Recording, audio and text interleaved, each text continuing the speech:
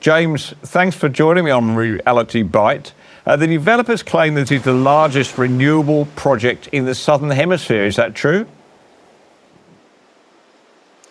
Well, it may very well be, but it's only one of many that's sought approval, and this one's got it. It's certainly on par to some of the biggest we've seen, and 91 of these wind turbines will be going up just north of Rockhampton, just out of most people's view. So this is why a lot of people haven't really raised the issue. There's a good cohort of people that are concerned about Clark Creek, because we know once this one is fully complete, the march will be on to find other locations nearby as well. Yeah, well, Lotus Creek nearby is also going ahead. That another beautiful spot full of koala habitat. I've driven that road, James, that back road. You turn off west off the Bruce Highway and then follow up parallel on the other side of the Great Dividing Range. It really is quite remote and unspoiled, isn't it? You used to hardly come across another car, but now they're everywhere, these trucks going up and down that road. Yeah, that's why koalas have thrived in this area. It's about the most northern part of Queensland in which koalas will actually habitat. And I've got a bit of experience with koalas. I spent 5 years working alongside someone very close to me at that time, who had a breeding program within their farm, and it was quite a remarkable experience being able to see those koalas. So when you are clearing an abundance of land, and you summed it up very well about the size of Rockhampton, that's a lot of habitat to go. And this is what is upsetting a lot of Greens voters, because even in this neck of the woods, we do have Greens voters, but they're vastly different Greens voters to that of someone in Brisbane, or worse still, in Melbourne. They're more socialist Greens, whereas the Greens in our neck of the woods do appear to be more inclined to worry about the environment. And so when they've lost hope and faith within the Greens Party of Australia, they are turning to smaller parties like One Nation to actually stand up and speak out about the destruction that these so-called renewable energy sources are doing to great swaths of land across Queensland. Look, I sometimes think if the Greens didn't have double standards, they'd have no standards at all. But, I mean, this is just ridiculous. Here on the one hand, you've got Tanya Plibersek, the Environment Minister, Federal Environment Minister. You've got the former Premier of Queensland, Anastasia Palaszczuk, who, approved this development. Both of them are quite happy to go out and do their videos, cuddling koalas, saying what they're doing for the koala hospital there or rescuing koalas there.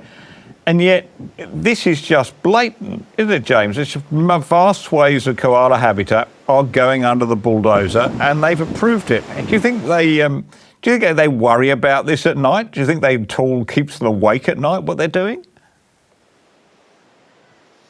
No, because they fly in, fly out. They're not used to coming up to areas like ours, and if they do, it's in the government jet. We've got some of the best koala habitat up here because of the fact that they're not stressed, and so therefore the breeding programs that, they just naturally breed in these areas. We've got a very low rate of chlamydia amongst koalas up in this area as well because of the lack of stress. And when you run bulldozers through and you clear that habitat for them, it does make it difficult to sort of understand how they're going to have longevity in central Queensland. Well, Twiggy Forrest, the mining billionaire behind this project, held a press conference with none other than the Energy Minister, Chris Bowen, recently. And Forrest said, "We're investing right now in Australia's green energy transition and creating jobs and economic development for regional Australia." But in the case of Clark Creek, that's not true, is it? I mean, there were hardly any jobs, if any at all, created for the locals there. Well, certainly not the locals. And I've spoken to a number of engineer firms. I've spoken to companies that have got cranes, huge workforce initiatives here locally, and yet they're not on site. A lot of these contracts have gone to Southerners. And that's a problem for a lot of locals. That's why there's no goodwill in this for anyone locally. And they've actually started to have a closer look at the project. I met with Andrew a couple of weeks ago while I was in Canberra at the last week of sitting. And we discussed Clark Creek, and we discussed the green projects that he's trying to get up off the ground in central Queensland here, and that includes in Gladstone. But this whole drive for green energy is only driving greater funding that's coming from federal government and state governments here in Queensland to him. And I just don't see he would do it if he wasn't getting these multi-billion-dollar cheques cut from taxpayers and given to him by the Prime Minister and State Premier here. Well, I mean, that stands to reason, doesn't it? These things are not, I think $1.5 billion was the figure I saw attached to this project.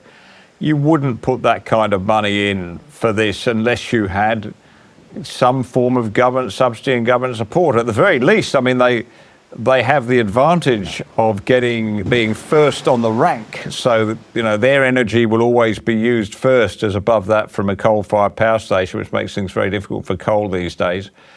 You know, there's no way known, is there, James, that we'd have probably any of these turbines at all if it wasn't for the, you know, ferocious amount of government support there is for these things.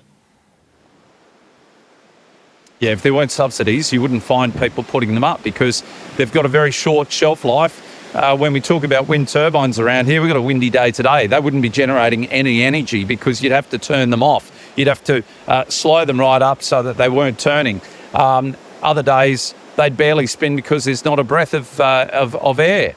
But when we're talking about these green projects, you know, for this Clark Creek one that Andrew's got, he intends to feed that green energy down to Gladstone to make hydrogen, which is, again, one of the least economical ways of powering a nation. It's going to use a significant amount of water on one of the driest continents we've got in the world, and he intends to export that energy as much as use it here domestically. I just don't see it as feasible. These people sometimes live in fairylands, and I just wish that the Australian people would better research. I love how you give people the details so they can make their own mind up on this. But once they're fed the information, the correct information, people soon realise that these renewable projects aren't the silver bullet they're looking for. Well, hydrogen is another of these green energy non-starters as far as I can see, certainly at the moment. I mean, green hydrogen, we're supposed to turn us into a green energy superpower. I mean, this is fantasies. I mean, well, right now there's nothing on green hydrogen that's at all reached anything like the scalable size. There's no idea of the cost. There's no talk about where the energy is going to come from to produce this stuff, how many windmills they're going to have to put up, how many solar panels. It's just out there in the area of science fiction right now, isn't it? And yet, right there, that's supposed to be what's happening in central Queensland. Yep. One of the most volatile sort of fuel sources that you can actually create is hydrogen. And look, yes, we've been using hydrogen successfully in the past, but when you think about trying to put that into every fuel cell in a car and every train and every sort of power station across this country, we're waiting for one catastrophic boom one day, and it won't be too long if that's if that's the path we go down. But the other point too is, Nick, that a recent Victorian report was released by the government. The state premier down there released the report that said that if they're to power Victoria with wind turbines, they're going to have to cover 70% of Victoria with them. That is just unfathomable to think that you've got to use that many wind turbines just to power Victoria, let alone the rest of the country. It's unrealistic to think that we can do it, and that is why nuclear is the only option moving forward. And in the meantime, we've got to continue using our coal-fired power stations, gas, and as we saw this week in one of the newspapers across the country, it looks like we're going to have to firm our grid with diesel because of the shortage that we have with gas in the near future as well. Tell me, did you ever think there as a One Nation candidate that you'd be the only one in that district who's actually standing up for nature, for conservation? One Nation have always taken a proud approach to realistic environmental issues, and we've still got to keep building as a nation. We can't continue growing as a population without ensuring that we've got energy or secure energy. We keep banging on about this net zero, and yet we let over 700,000 people into the country last year. Well, they need power too. And Yeah. that means we've got to grow the power source. We've got to make sure that we've got baseload power. We've got to build more houses, more building blocks, more commercial premises as well for those people. So we're going to need more than just wind and solar, I'm afraid, to power this nation, especially if we want to manufacture here in the country. We've gone from around 25% manufacturing, or 25% of our GDP dedicated to manufacturing, down now to less than 5%. So we are just on a very, very slippery slope. If we're going to continue creating jobs in this country, we've got to make sure we've got decent baseload power, and that unfortunately will not come from wind and solar. Well, it's going to be nuclear, as you say. So I'll ask you one question on that. As somebody whose job it is really to keep your ear to the ground, do you think if the proposal was forward to build a nuclear power station, perhaps some small modular reactors on, say, the Khalid coal-fired power station site, or one of the other coal-fired power station sites, or perhaps in, a brown industrial land in Gladstone, say, do you think Queensland people are ready to accept that?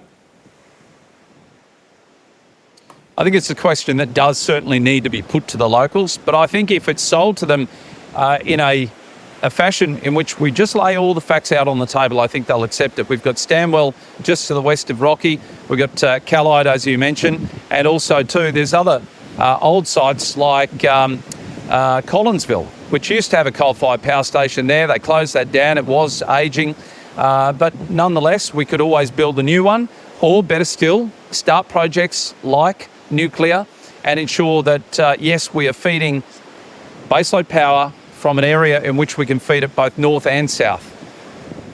Good. Well, James, thank you for joining us. Thank you for bringing us up to date with the picture there in Queensland, and all the best for your campaign.